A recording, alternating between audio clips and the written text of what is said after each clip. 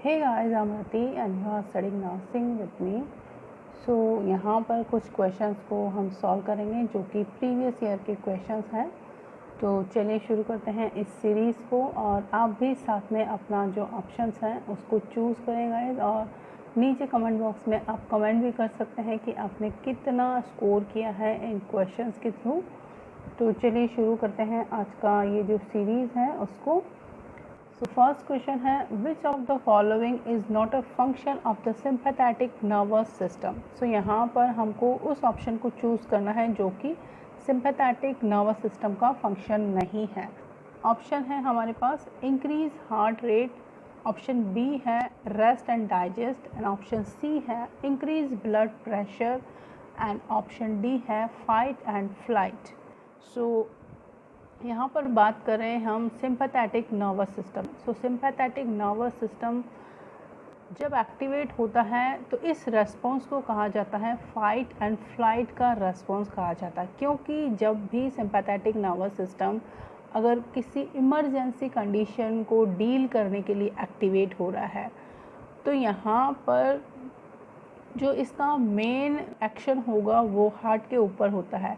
सो उसकी वजह से क्या होता है, जो हार्ट रेट है वो इंक्रीज़ हो जाती है और जब हार्ट रेट इंक्रीज़ हो जाएगी गाइज यहाँ पर तो ब्लड का जो प्रेशर है वो भी इंक्रीज़ होगा, क्योंकि वेसल्स हैं वो कॉन्स्ट्रिक्ट हो रही हैं। क्यों? इमरजेंसी कंडीशन से हमको डील करना है, लाइक शॉक की कंडीशन है। शॉक की कंडीशन में क्या होगा कि वेज़ोडाइलेशंस हो जाता है ब्लड वेसल का, तो वहाँ पर जब सिंपैथेटिक नर्वस सिस्टम एक्टिवेट हो रहा है तो उसकी वजह से जो ब्लड वेसल डायलेट हो रही थी वो अब कॉन्स्ट्रिक्ट होना शुरू होती हैं और यहाँ पर फिर जो ब्लड प्रेशर है वो इंक्रीज़ होता है, क्योंकि सिंपैथेटिक नर्वस सिस्टम अब यहाँ पर एक्टिवेट हो चुका है। और हार्ट के ऊपर भी इसका जो इम्पैक्ट है वो हमें देखने को मिलता है। इस कंडीशन से डील करने के लिए जो हार्ट है वो एक्सेस में वर्क करता है यहाँ पर, क्योंकि पूरी बॉडी के अंदर उसको ब्लड का सप्लाई करना है, तो हार्ट रेट इस वजह से इंक्रीज़ होता है, हार्ट ज़्यादा वर्क कर रहा है यहाँ पर। तो ये जो तीन ऑप्शन है, increase heart rate, increase blood pressure and fight and flight, ये तीनों सिंपैथेटिक नर्वस सिस्टम के फंक्शन हैं किसी भी इमरजेंसी कंडीशन में डील करने के लिए। जो सिंपैथेटिक नर्वस सिस्टम एक्टिवेट होता है तो वहाँ पर हमें इस तरीके के साइन देखने को मिलते हैं। अदरवाइज़ जो नॉर्मल फंक्शन है सिंपैथेटिक नर्वस सिस्टम का, जो जनरल फंक्शन है वो तो होते ही हैं, लेकिन जब कोई इमरजेंसी की कंडीशन है तो वहाँ पर हमें सिंपैथेटिक नर्वस सिस्टम के ये जो फंक्शन है वो देखने को मिलते हैं।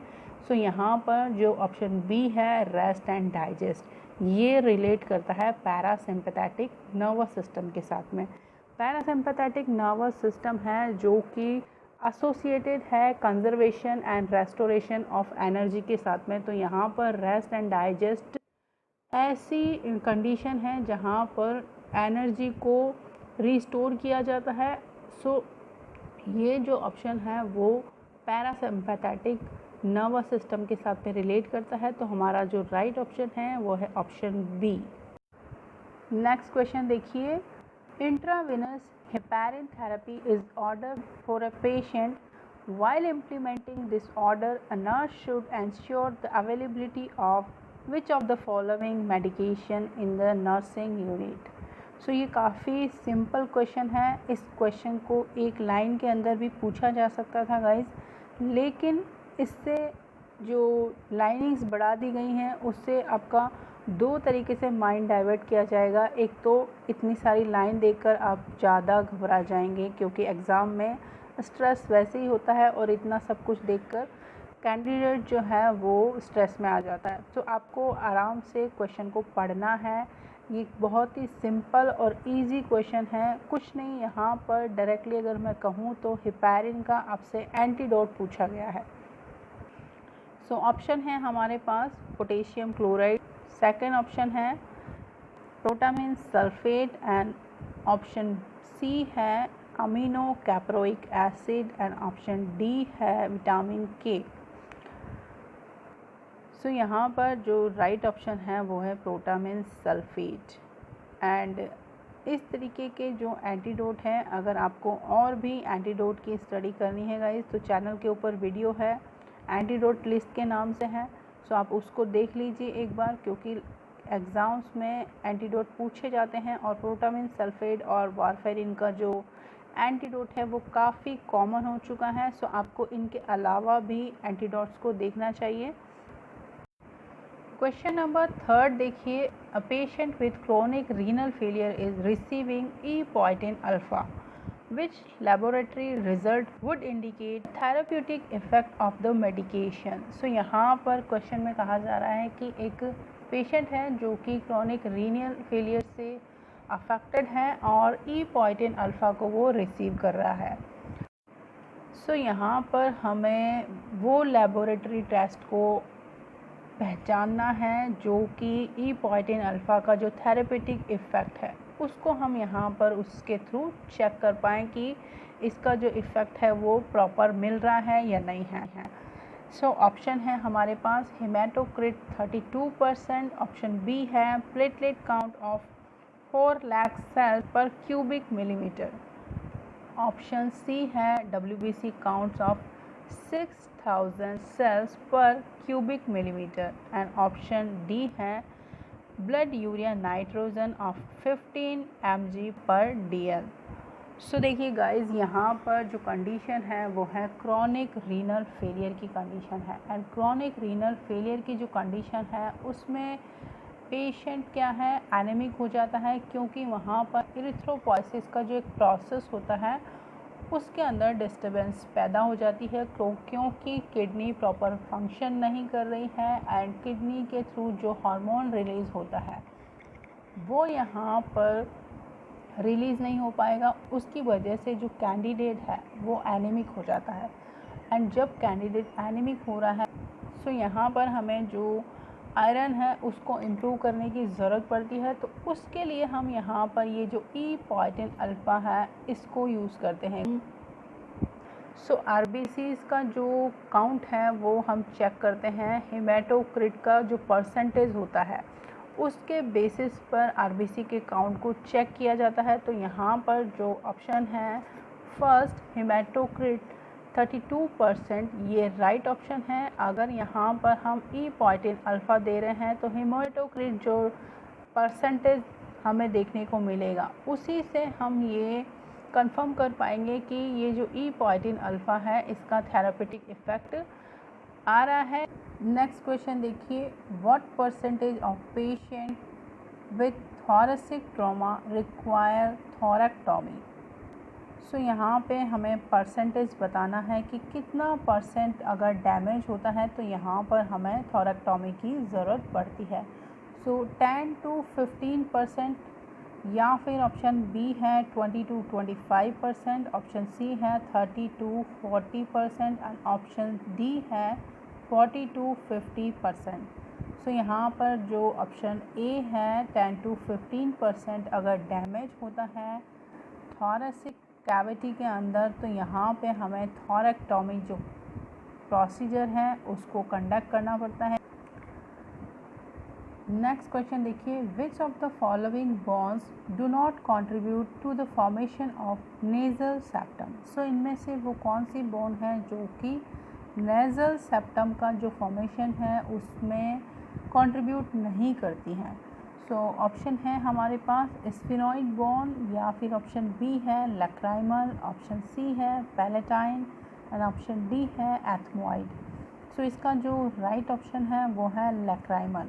लैक्राइमल जो बोन है वो हेल्पफुल होती है। लैक्राइमेशन का जो प्रोसेस है या फिर जिसको हम क्राइंग कहते हैं, इसमें ये जो बोन है वो हेल्पफुल होती है और वैसे भी आप इसको नाम से आइडेंटिफाई कर सकते हैं।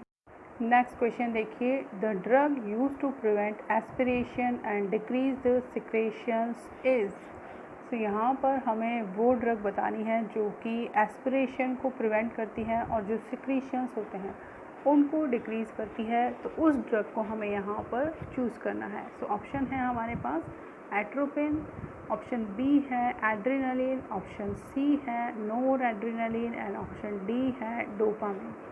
सो एट्रोपिन जो ड्रग है वो कुछ सिम्टम्स होते हैं लाइक लो हार्ट रेट है, मीन्स ब्रेडीकार्डिया की कंडीशन है, तो इसको ट्रीट करने के लिए इसको काम में लिया जाता है, या फिर जो सर्जरी होती है उससे पहले इसको काम में लिया जाता है। सलाइवेशन एंड जो ब्रोंकियल सिक्रीशंस होते हैं उनको कम करने के लिए इसको काम में लिया जाता है, या फिर कुछ कॉलिनर्जिक्स जो ड्रग्स होती हैं उनका अगर ओवरडोज हो जाता है तो इसको as a antidote in cholinergic drugs के अगेंस्ट भी काम में लिया जाता है, या फिर अगर मशरूम से पॉइजनिंग हुई हो तो एट्रोपिन ड्रग को काम में लिया जा सकता है। सो जो क्वेश्चन है वो हमारा क्या कह रहा है कि यहाँ पर हमें एस्पिरेशन एंड सिक्रीशंस को जो ड्रग कम करती है उसको चूज़ करना है। तो इस अकॉर्डिंग हमारा जो एट्रोपिन ऑप्शन है वो करेक्ट ऑप्शन है, क्योंकि यहाँ पर ये जो ड्रग है इसको सर्जरी में काम में लिया जाता है ब्रोंकियल सिक्रीशंस को कम करने के लिए और सलाइवेशन को कम करने के लिए। नेक्स्ट क्वेश्चन देखिए, after birth heart rate of neonate is 100 per minute, the immediate next action of nurse is. So अगर बेबी का जो हार्ट रेट है बर्थ के बाद में वो 100 बीट पर मिनट है, तो यहाँ पर जो इमीडिएट एक्शन होगा नर्स का वो क्या होगा। सो ऑप्शन ए है rub the back of neonate and tap stimulation at the sole. Option B है provide oxygenation. Option C start cardiopulmonary resuscitation and option D है hand over the baby to the mother. So देखिए जो option first है rub the back of neonate and tap stimulation at the sole, ये जो action है ये हम कब करते हैं, जब बेबी का अबगार स्कोर 4 से लेकर 7 के बीच में होता है, तब हम यहाँ पर जेंटली स्टिमुलेट कर सकते हैं बेबी की बैक को एंड जो सोल है उसको टैप कर सकते हैं। एंड यहाँ पर हार्ट रेट है वो 100 पर मिनट है एंड नॉर्मल हार्ट रेट होती है 100 से लेकर 160। सो ये नियर अबाउट नॉर्मल है। सो यहाँ पर कोई हमें ऑक्सीजनेशन प्रोवाइड करने की ज़रूरत नहीं है या फिर कोई कार्डियोपल्मोनरी रिससिटेशन करने की ज़रूरत नहीं है। तो यहाँ पर जो ऑप्शन है first option rub the back of neonate and tap stimulation at the sole, ये जब हम करेंगे तो बेबी थोड़ा एक्टिव हो जाएगा, उसकी वजह से जो हार्ट रेट है उसके अंदर हमें थोड़ा इम्प्रूवमेंट देखने को मिलेगा। तो ये एक जर्नल यहाँ पर एक मेज़र है जिसको हम यूज़ कर सकते हैं एंड उसके बाद में हम बेबी को हैंड ओवर कर सकते हैं मदर को। तो यहाँ पर जो ऑप्शन फर्स्ट है वो इसका करेक्ट ऑप्शन है। नेक्स्ट क्वेश्चन देखिए, the tools used for data collections are, यहाँ पर हमें टूल्स बताने हैं जो कि हम डेटा कलेक्शन के लिए काम में लेते हैं। सो ऑप्शन फर्स्ट है हमारा experimental and non experimental. Option B है participant observation, information booklet. Option C है सर्वे ऑब्जर्वेशन चेकलिस्ट, या फिर ऑप्शन डी है questionnaire interview schedule observation and checklist. तो जब भी हम कोई डेटा कलेक्ट करते हैं गाइस, तो सबसे पहले हमें क्या करना होता है, क्वेश्चंस करने होते हैं उस पर्टिकुलर डिजीज़ के बारे में या फिर कुछ पर्टिकुलर ग्रुप्स के साथ पे। तो यहाँ पर जो ऑप्शन है ऑप्शन डी इसका राइट ऑप्शन है, क्योंकि यहाँ पर सबसे पहले हमें क्वेश्चनियर बनाना होगा और क्वेश्चंस करने होंगे। किसी भी इंडिविजुअल के साथ भी हम कर सकते हैं, कोई अगर हमें स्पेसिफिक डेटा कलेक्ट करना है, या फिर किसी ग्रुप के साथ में भी कर सकते हैं। और फिर इंटरव्यू शेड्यूल होता है, देन उसके बाद ऑब्जर्वेशन होता है जो भी डेटा हमने कलेक्ट किया है उसके लिए, और फिर एक चेकलिस्ट बनाई जाती है डेटा के बेसिस के ऊपर। तो यहाँ पर जो ऑप्शन है ऑप्शन डी ये एक करेक्ट आंसर है। नेक्स्ट क्वेश्चन देखिए, the doctor has order 500 ml 5% dextrose to be administered for 5 hours. It should be administered using a burette set. The nurse has to set the drop per minute to deliver the appropriate amount. Calculate the flow rate. So यहाँ पर हमें flow rate को calculate करना है कि कितना जो drop है वो पर मिनट यहाँ पर जाएगा। सो ये सिंपल सा क्वेश्चन है और यहाँ पर कई बार कंफ्यूजन होती है गाइस। सो यहाँ पर ये जो कैलकुलेशन है उसके लिए हमें 2-3 चीज़ें हैं उनको याद रखना बहुत ज़रूरी है। सबसे पहले तो हमें ये आइडेंटिफाई करना है कि हमें जो ड्रिप सेट है वो कौन सा ड्रिप सेट दिया गया है, मींस माइक्रो ड्रिप सेट दिया है या फिर मैक्रो ड्रिप सेट दिया है। तो अगर यहाँ पर माइक्रो दिया हुआ है ड्रिप सेट, तो यहाँ पर अगर हमें जो ड्रॉप फैक्टर्स हैं वो नहीं भी दिए हुए हैं डायरेक्टली, तो हम यहाँ पर 60 का जो एक फिक्स्ड वैल्यू है उसको प्लेस करेंगे माइक्रो ड्रिप सेट है तो, और अगर मैक्रो ड्रिप सेट है तो 10 से लेकर 20 तक जो ड्रॉप फैक्टर है उसको हम यहाँ पर प्लेस करेंगे।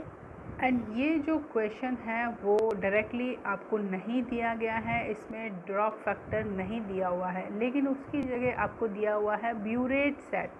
तो आपको ये पता होना चाहिए कि जो ब्यूरेट सेट है वो मैक्रो ड्रिप सेट है या फिर माइक्रो ड्रिप सेट है। तो क्वेश्चन आजकल डायरेक्टली नहीं पूछे जाते हैं गाइस कि आपको डायरेक्टली 20 ड्रॉप्स फैक्टर दिया जाएगा या फिर 60 ड्रॉप फैक्टर दिया जाएगा। आपको ब्यूरेट सेट भी देखने को मिल सकता है। तो ब्यूरेट सेट जो है वो एक माइक्रो ड्रिप सेट है। तो माइक्रो ड्रिप सेट है यहाँ पर, तो हम जो ड्रॉप्स हैं वो 60 ड्रॉप्स के अकॉर्डिंग इस कैलकुलेशन में यूज़ करेंगे। तो यहाँ पर जो फॉर्मूला है हमारा फ्लो रेट को कैलकुलेट करने का वो यही है कि जो टोटल वॉल्यूम है, टोटल वॉल्यूम इनटू ड्रॉप, जितना भी हमें ड्रॉप दिया हुआ है। सो यहाँ पर माइक्रो ड्रिप है तो 60 ड्रॉप्स हो जाएगा पर मिनट पे। एंड जो टाइम है वो 5 आवर्स है। तो यहाँ पर टाइम का जो कैलकुलेशन है वो घंटों में दिया हुआ है, लेकिन जब हमारा आंसर आ रहा है तो वो मिनट के अंदर आ रहा है। तो ज़्यादा स्टूडेंट्स को जो कन्फ्यूज़न होती है वो इसी वजह से होती है कि यहाँ पर क्वेश्चन में जो टाइमिंग है वो आवर्स में दी हुई है एंड आंसर में वो मिनट में आ रहा है। तो उसके लिए आपको इन घंटों को मिनट में बदलना है। एंड उसके लिए आप क्या करेंगे कि ये 5 आवर्स है इसको 60 से मल्टीप्लाई कर देंगे। सो जो हमारी कैलकुलेशन होगी वो कुछ इस तरीके से होगी कि टोटल वॉल्यूम हमारे पास है 500 ml and micro drip set है हमारे पास। तो हम यहाँ पर 60 ड्रॉप्स के अकॉर्डिंग GTT की जो वैल्यू है उसको प्लेस करेंगे एंड जो टाइम है वो 5 आवर्स है और इसके लिए हम इसको 60 से मल्टीप्लाई कर देंगे। तो अब देखिए कैलकुलेशन कुछ इस तरीके से आ गई है हमारे पास। तो अब हम डायरेक्टली जो 60 की वैल्यू है उसको 60 से क्रॉस कर सकते हैं। तो अब हमारे पास जो वैल्यू बचती है वो 500 डिवाइडेड बाय 5 है। तो अगर हम इसको और भी सिंप्लीफाई करें तो यहाँ पर हमारे पास 100 की वैल्यू आ जाएगी गाइस। एंड ऑप्शन में देखिए कि 100 का आपको ऑप्शन दिखाई दे रहा है। जो ऑप्शन फर्स्ट है 100 माइक्रो ड्रिप्स पर मिनट। सो हमारा जो राइट आंसर है वो है 100 माइक्रो ड्रिप्स पर मिनट। सो इस तरीके से ये जो कैलकुलेशन है हम इसको बड़ी ही इजी वे में कर सकते हैं। अगर आपको ये जो सिंपल फॉर्मूला है ये अगर पता होगा तो आपको कोई कन्फ्यूज़न नहीं होगी। और दूसरा, आपको अगर माइक्रो ड्रिप सेट या मैक्रो ड्रिप सेट दिया हुआ है, डायरेक्टली आपको कोई ड्रॉप फैक्टर नहीं दिया हुआ है, तो भी आप कैलकुलेट कर सकते हैं इस तरीके से। नेक्स्ट क्वेश्चन देखिए, a woman using diaphragm for contraception should be instructed to leave it in a place for at least how long after intercourse. So ये जो क्वेश्चन है वो मैंने कल जो सीरीज़ की थी उसके अंदर आपको इसका पूरा एक्सप्लेनेशन दिया था कि जो डायफ्राम होता है वो रबर से बना हुआ एक डिवाइस होता है जो कि वेजाइनल कैनाल को पूरी तरीके से कवर कर लेता है। उसकी वजह से जो स्पर्मेटोजोआ है वो एंटर नहीं कर पाते हैं यूट्रस के अंदर। एंड इसको हमें जो इंटरकोर्स है उससे पहले यूज़ करना होता है। एंड इंटरकोर्स के 6 आवर्स के बाद भी इसको अंदर रहने दिया जाता है। तो यहाँ पर जो राइट ऑप्शन है वो है 6 आवर्स। नेक्स्ट क्वेश्चन देखिए, early amniocentesis is done in which period of pregnancy. तो ऑप्शन ए है 12 to 14 weeks, option B 14 to 16 weeks and option C 16 to 18 weeks and option D 9 to 11 weeks. तो इसका जो correct option है वो है option B 14 to 16 week के अंदर हम जो अर्ली एमनियोसेंटोसिस की जो प्रोसीजर है उसको कंडक्ट कर सकते हैं। किसी भी जेनेटिक प्रॉब्लम को आइडेंटिफाई करने के लिए ये प्रोसीजर को किया जाता है। तो 14 to 16 का जो पीरियड होता है वो एक सेफ पीरियड होता है इस एमनियोसेंटेसिस के जो प्रोसीजर है उसको करने के लिए। नेक्स्ट क्वेश्चन देखिए, patient complaining visual disturbances, nurse know it is the side effect of which drug. So यहाँ पर उस ड्रग को आइडेंटिफाई करना है जिसकी वजह से विजुअल डिस्टर्बेंसेस हमें देखने को मिल सकते हैं। सो यहाँ पर फर्स्ट ऑप्शन है हमारे पास इथाम्ब्यूटॉल, ऑप्शन बी है पायराजिनामाइड एंड ऑप्शन सी है रिफाम्पिसिन एंड ऑप्शन डी है लिथियम। सो ये जो फर्स्ट 3 ड्रग है वो एंटी ट्यूबरक्लोरल ड्रग है एंड इनमें जो इथाम्ब्यूटॉल ड्रग है उसका जो साइड इफ़ेक्ट है वो विजुअल डिस्टर्बेंसेस के रूप में हमें देखने को मिलता है। तो राइट जो आंसर है इसका ऑप्शन ए इसका राइट आंसर है। नेक्स्ट क्वेश्चन देखिए, common cause of heart valve stenosis in India is. Option A है रोमेटिक फीवर, ऑप्शन बी है कार्डियोमेगैली या ऑप्शन सी है CAD या फिर ऑप्शन डी है अथीरोस्क्लेरोसिस। सो यहाँ पर इसका जो राइट ऑप्शन है वो है रोमेटिक फीवर। जो डिजीज़ होती है उसकी वजह से जो हार्ट के वॉल हैं उनके अंदर स्टेनोस की जो प्रॉब्लम होती है, हार्डनिंग हो जाती है इन वॉल्व्स की। सो ये एक कॉमन कॉज है यहाँ पर इंडिया के अंदर कि जो वॉल्व हैं वो स्टेनोज्ड हो जाते हैं रोमेटिक फीवर की वजह से। नेक्स्ट क्वेश्चन देखिए, a nurse is caring for a male client who experience false sensory perceptions with no basis in reality, the perception is known as. So यहाँ पर क्वेश्चन में कहा जा रहा है कि एक मेल कैंडिडेट है जो कि एक फॉल्स सेंसरी परसेप्शंस को रिसीव कर रहा है जबकि रियलिटी में ऐसा कोई भी बेस नहीं है जिसकी वजह से ऐसा उसको फील हो रहा है। सो ये जो परसेप्शन है उसको क्या कहा जाता है। सो ऑप्शन है हमारे पास, ऑप्शन ए है hallucination, option B delusion and option C loose association and option neologism. So यहाँ पर जो ऑप्शन ए है हेलुसिनेशन, इसका जो मीनिंग है वो क्या होता है कि यहाँ पर रियलिटी में कोई भी स्टिमुलस नहीं होता है कैंडिडेट के सामने, लेकिन फिर भी कैंडिडेट कुछ फॉल्स सेंसरी परसेप्शन को रिसीव करता है। सो ये जो कंडीशन कहलाती है वो हेलुसिनेशन कहलाती है। नेक्स्ट क्वेश्चन देखिए, a nurse caring a patient which receiving TPN means total parenteral nutrition in ICU, nurse action should be. So यहाँ पर जो नर्स का एक्शन है वो क्या होना चाहिए अगर पेशेंट ICU के अंदर है और टोटल पैरेंटल न्यूट्रिशन के ऊपर है। तो ऑप्शन है हमारे पास, discard the TPN bag after 24 hours, even some fluid in the bag, और ऑप्शन बी है continue start TPN and option C stop the TPN for some time and option D all of the above। सो देखिए guys, ये जो condition है patient है ICU के अंदर और टोटल पैरेंटल न्यूट्रिशन के ऊपर है, तो यहाँ पर जो IV बैग उनको हम सिर्फ 24 आवर्स तक के लिए ही यूज़ में ला सकते हैं। तो यहाँ पर जो ऑप्शन फर्स्ट है वो इसका करेक्ट ऑप्शन है। के बाद ये जो बैग है इसको हमें डिस्कार्ड करना होता है। तो यहाँ पर इस अकॉर्डिंग ये जो ऑप्शन ए है वो बिल्कुल करेक्ट ऑप्शन है। Discard the TPN bag after 24 hours. अगर उसमें कुछ फ्लूइड भी है तो भी उसको हमें डिस्कार्ड करना है। सो फिलहाल के लिए इतना ही। Till then take care, keep studying and bye bye.